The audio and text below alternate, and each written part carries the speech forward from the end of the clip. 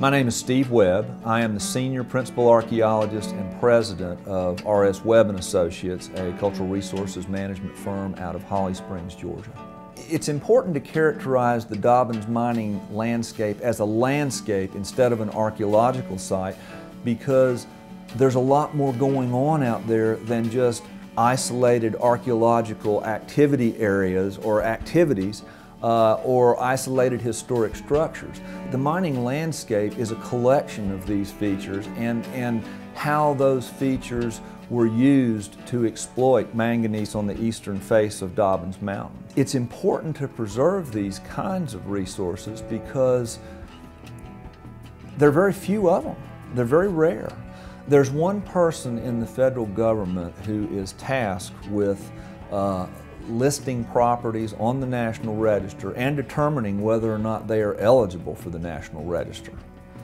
That person is the keeper of the National Register, and her name is Carol Schull.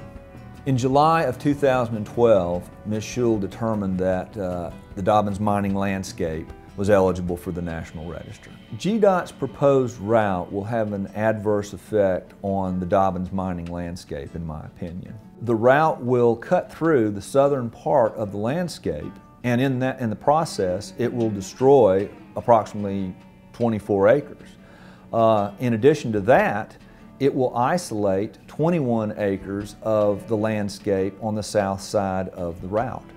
Traditionally, GDOT has worked very hard to avoid significant historic properties, things like historic houses, farmsteads, historic districts, and neighborhoods. Dobbins Mining Landscape has been designated eligible by the keeper of the National Register.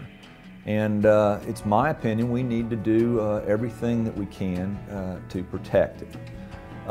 I'm a citizen of Georgia, and I want to see projects move forward and be successful, but I just think there's got to be a better route through this area than through this important historic resource.